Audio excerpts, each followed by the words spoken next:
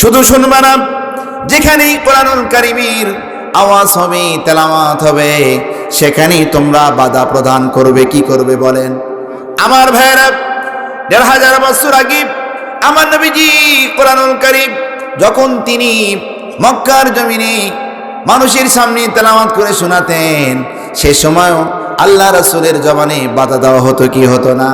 পরিষ্কার মনে রাখবেন, কোরআনুল কারীমের আওয়াজ শুনে যারা বাধা দিবে, আবু জেহেলের রক্ত আর এদের রক্তের ভিতরে কোনো পার্থক্য নাই।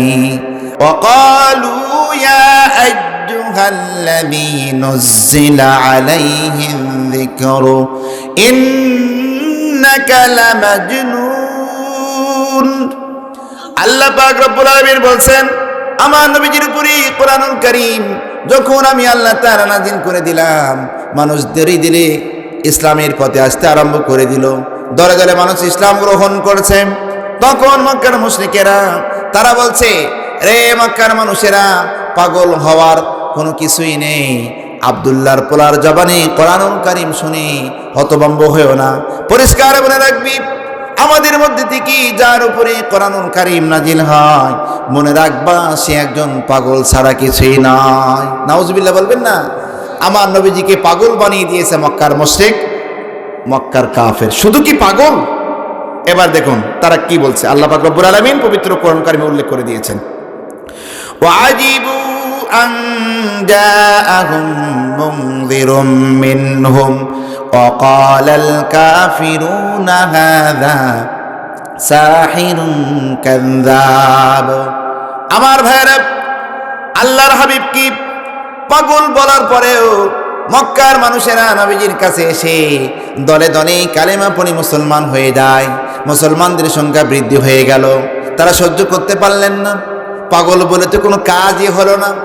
এবার তারা সিদ্ধান্ত গ্রহণ করলো, আল্লাহ পাক বলছেন আমার হাবিবের উপরে আমি আল্লাহ তাআলা যখন কোরআনুল কারীম নাজিল করতে আরম্ভ করলাম, আমার রাসূল তাদের সম্মুখে কোরআনুল কারীম তেলাওয়াত করত, তারা হতভম্ব হয়ে যেত এবং তারা বলতো, আমাদের মধ্য থেকে যার উপরই কোরআনুল কারীম নাজিল হয় এবং যাকে নবুয়ত দেওয়া হয়েছে, আল্লাহ বলছেন কাফেররা বলতো, রে মক্কার মানুষেরা, পরিষ্কার মনে রাখবা সে একজন জাদুকর আর মিথ্যাবাদী ছাড়া কিছুই নয়। নাউজুবিল্লাহ বলেন।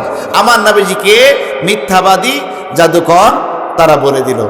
শুধু তাই না, আবু জেহেল মক্কার অলিতে গলিতে দৌড়াচ্ছে আর বলছে, মক্কার মানুষেরা আব্দুল্লাহর পোলার জবানে কোরআনুল কারীম শুনে অভিভূত হওয়ার কোনো কারণ নেই। কেন?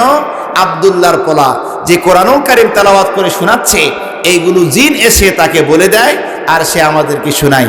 আওয়াজ দিয়ে বলুন নাউজুবিল্লাহ। আসলে কোরআনুল কারীম কি রাসূল বানিয়ে বলতেন, না কোরআনুল কারীম নাজিল করেছেন কে? একটু আওয়াজ দিয়ে বলুন তো কে? আল্লাহ তাআলা এই কোরআনুল কারীম নাজিল করে দিয়েছেন। মক্কার মানুষদের চ্যালেঞ্জকে আল্লাহ তাআলা গ্রহণ করেছেন। আল্লাহ স্পষ্ট জানিয়ে দিয়েছেন পবিত্র কোরআনুল কারীমের 29 নম্বর পারা, সূরা আল হাক্কা, তাফসীর ইবনে কাসির। আপনি খুলে দেখুন আল্লাহ তাআলা কি বলছেন। আমার ভাইরা, আবু জাহেল, উতবা, সাইবা, ওলীদ ইবনে মুগীরা যখন বলতে আরম্ভ করলো, রে মক্কার মানুষেরা, আব্দুল্লাহর পোলার জবানে কোরআনুল কারীম শুনে আশ্চর্য হওয়ার কোনো কারণ নেই। কেন সে নিজে বানিয়ে বানিয়ে বলে? আল্লাহ পাক রব্বুল আলামিন বলছেন, ওয়ালাউ তাকাব্বালা আলাইনা বা'দাল লাকাবিল। আল্লাহ বলছেন, আমার হাবিব যদি নিজের পক্ষ থেকে কোরআনুল কারীমের কোনো আয়াত, কোনো শব্দ বানিয়ে বলতো, আমি কি করতাম? লা আখাযনা মিনহু বিল ইয়ামিন। সঙ্গে সঙ্গে আমার নবীজির আমি ডান হাতকে এইভাবে চেপে ধরতাম। শুধু তাই করতাম না, সুম্মা লাকাতা'না মিনহুল ওয়াতিন।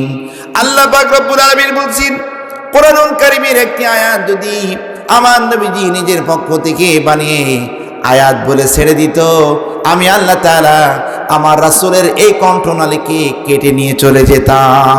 আল্লাহু আকবার বলেন। আল্লাহ তাআলা এই আয়াতগুলো নাজিল করে চ্যালেঞ্জ করলেন যে মানুষেরা, মক্কার মুশরিকরা, পরিষ্কার মনে রাখবা, এই কোরআনুল কারীমের একটি আয়াত, একটি শব্দ আমার রাসূল নিজের পক্ষ থেকে বানিয়ে বলতে পারবে। মা ইয়ানতিকু আনিল হাওয়া ইন হুয়া ইল্লা ওয়াহয়ুন ইউহা। আল্লাহ পাক ডেকে বলছেন আমার নবীজি নিজের পক্ষ থেকে কোনো কথা তিনি বলেন না যতক্ষণ পর্যন্ত জিবরিল আমার নবীজিকে না বলে।